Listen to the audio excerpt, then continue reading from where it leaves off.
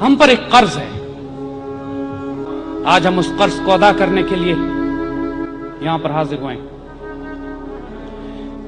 بہت ظلم کیا 63 سال میں ہم نے اس بابائے قوم کے ساتھ, اللہ کے رسول کے سپاہی کے ساتھ, امت مسلمہ کے عظیم ترین قائد کے ساتھ, جو ٹیپو سلطان کے بعد اللہ تعالیٰ نے تحفے کے طور پر امت رسول صلی اللہ علیہ وسلم کو دیا.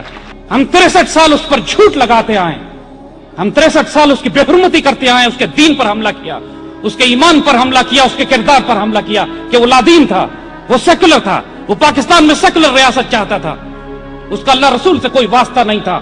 کانگریسی مولویوں نے اس کو کافر اعظم کہا. جو لبرل سیکولر لادین مغرب کا غلام طبقہ تھا, اس نے اس کو اپنے جیسا کہا.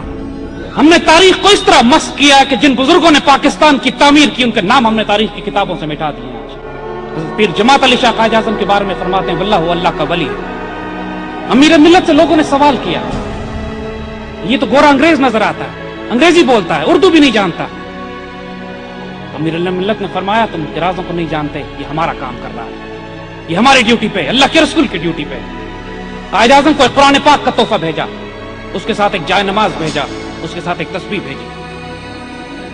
قائد اعظم نے جوابی خط تحریر فرمایا, شکریہ ادا کیا, فرمایا امیر ملت آپ نے مجھے قرآن پاک اس لیے بھیجا ہے کہ مسلمان حکمران کے لیے لازم ہے کہ اللہ کے حکم کو جانے, قرآن کو سمجھے, قرآن کو نافذ کرے. آپ نے مجھے جائے نماز اس لیے بھیجا ہے کہ جو اپنے رب کی اطاعت نہ کرے اس کی اطاعت اس کی قوم. آپ نے مجھے تسبیح اس لیے بھیجی ہے تاکہ میں اللہ کے رسول پہ درود شریف پڑھوں کہ جو اللہ کے رسول پہ درود نہیں پڑھتا اس پہ اللہ کی رحمت نازل نہیں ہوتی. آپ حیران ہو کے فرماتے ہیں واللہ محمد علی جناح اللہ کا ولی ہے. میرے دل میں اللہ نے یہی باتیں ڈالی تھی, میں نے اس کا کسی سے ذکر نہیں کیا تھا. اس کو کیسے معلوم ہوا کہ میں نے یہ اس نیت سے یہ تحفے اس کو بھیجے؟ علامہ شبیر احمد عثمانی سے جو یہ پوچھا گیا کہ راتوں رات آپ تبدیل کیسے ہو گئے, فرمایا میں بھی قائد اعظم کا مخالف تھا, لیکن رات میں خواب میں حضور صلی اللہ علیہ وسلم کی زیارت نصیب ہوتی ہے, آپ کے ساتھ قائد اعظم کھڑے ہوتے ہیں, حضور قائد اعظم کی طرف مخاطب کر کے فرماتے ہیں یہ میرا سپاہی ہے, اس کی مخالفت نہ کرنا کبھی. علامہ اقبال سے پوچھا گیا کہ آپ نے اس وجود کو کیوں سلیکٹ کیا, فرماتے ہیں ہی از انکرپٹیبل انپرچیزبل, نہ یہ خیانت کرے گا نہ بکے گا کبھی.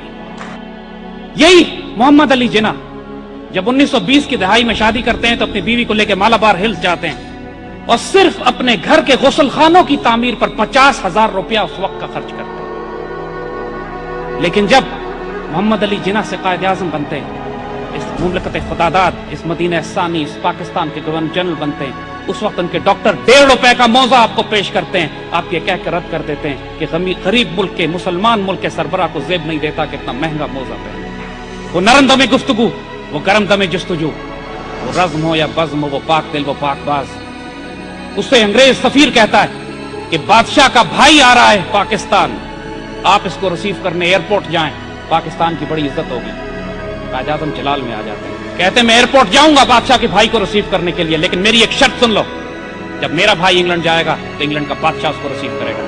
سرکاری استعمال کے لیے گورنر جنرل ہاؤس کے لیے 37 روپے کا فرنیچر لایا جاتا ہے. فرنیچر کی لسٹ دیکھتے ہیں, اس میں کوئی 6-7 روپے کی کرسی اضافی ہوتی ہے. پوچھتے ہیں یہ کس لیے آئی, فرمایا آپ کی بہن کے لیے, محترمہ فاطمہ جناح آپ کے ساتھ رہتی ہیں, خدمت کرتی ہیں, مادر ملت ہیں. قائد اعظم اس پر لکیر لگا دیتے ہیں اس کے پیسے بیت المال سے نہیں جائیں گے, فاطمہ جناح سے اس کے پیسے لو, مسلمانوں کے پیسے اس پہ خرچ نہیں کیے جا سکتے. کیبنٹ کی میٹنگ ہے, اے ڈی سی پوچھتے ہیں کہ وزراء تشریف لا رہے ہیں تمام مسلمان ریاست کے, ان کو چائے کے ساتھ کیا پیش کیا جائے. قائد اعظم جلال میں آ جاتے ہیں, کیوں یہ گھر سے کھا کے نہیں آتے. اس کے بعد رواج بن گیا کہ کابینہ کی محفلوں میں کسی کو کچھ کھانے کو نہیں دیا جاتا.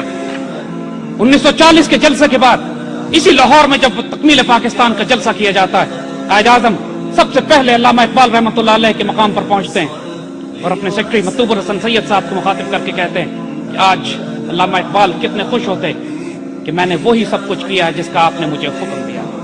آج استغفر اللہ العظیم ہمارے حکمران جن کے نہ ہاتھ پاک ہیں, دل و نگاہ پاک ہے, پلیت ناپاک حرام میں پلے ہوئے لوگ, یہ کیا جانے غیرت کیا ہوتی ہے کہ جب پاکستان بنا بھی نہیں ہے لیکن مسئلہ فلسطین کھڑا ہوتا ہے. انگریزوں کو مخاطب کر کے انگریزوں کو جلال میں فرماتے ہیں کہ اگر مسئلہ فلسطین پر مسلمانوں کی عزت کا سودا کیا گیا تو پوری مسلمان دنیا میں آگ لگا دیں گے. اس وقت اپنا ملک نہیں ہے لیکن پوری مسلمان دنیا کے لیے جذبہ, تڑپ, جنون, عشق اپنے قلب میں وجود میں رکھتے ہیں. اس قائد اعظم پہ تہمت لگائی جاتی ہے نعوذ باللہ کہ سیکولر تھے, لادین تھے, لادین ریاست بنانا چاہتے ہیں. आसमान क्यों नहीं फटता, जमीन इनको क्यों नहीं हड़प करती? इन बदबख्तों को जो इतना बड़ा बहतान उस फकीर पर लगा। एक रोशन ख्याल मगरिब का गुलाम तबका, दूसरे वो मुल्ला जो कायद आजम को काफिर कहते रहे, उम्मत को कंफ्यूज करके रख दिया, उम्मत को परेशान कर दिया इस झूठ और बहतान में। अब वक्त आ गया है कि इन दोनों खुराफात और झूठ को आने वाले वक्तों के लिए दफन कर दिया जाए। कायद आजम ने इस पाकिस्तान को इसलिए बनाया था कि यहाँ खिलाफत राशिदा का निजाम होगा इंशाअल्लाह। कायद आजम ने इस पाकिस्तान को इसलिए बनाया था कि यहाँ पर कुरान और सुन्नत का निजाम नाफिज किया जाएगा। कायद आजम ने यह पाकिस्तान इसलिए बनाया था कि इसको मरकज बनाया जाएगा कि एक होंगे मुस्लिम यहाँ से हरम की पासबानी के लिए, नील के साहिल से लेकर ताबखा के काशगर तक। ये वो कायद आजम है। जब आपका इंतकाल होने लगता है, जियारत में अपने डॉक्टर से कहते हैं अब मैं बहुत इत्मीनान तसल्ली के साथ दुनिया से जा रहा हूं, मेरा ईमान है कि यह पाकिस्तान हरगिज वजूद में नहीं आता अगर इसमें फैजान नबी शामिल ना होता।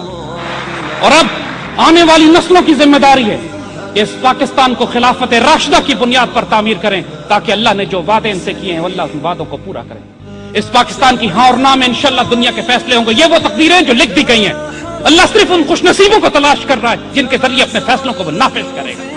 स्टेट बैंक को जिम्मेदारी दी गई थी कि इस पाकिस्तान से सूद और रिबा का निजाम खत्म करके यहां पर इस्लाम का माशी निजाम कायम करे, जिसकी बुनियाद सोने और चांदी पे, दरहम और दीनार पर, इस्लाम के real wealth based economic model पर।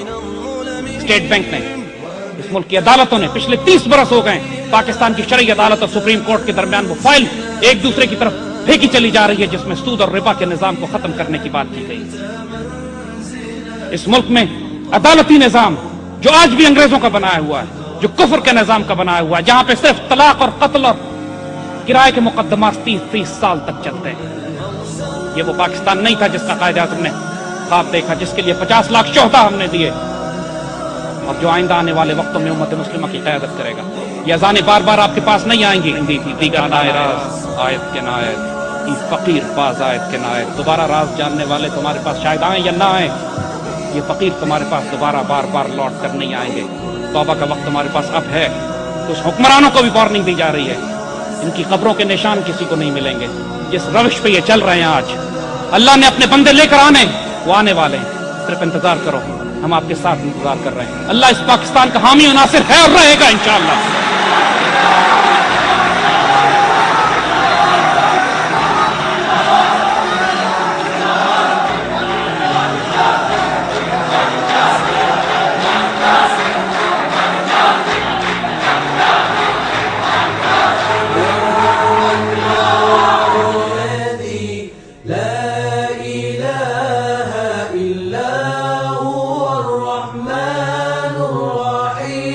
الملك القدوس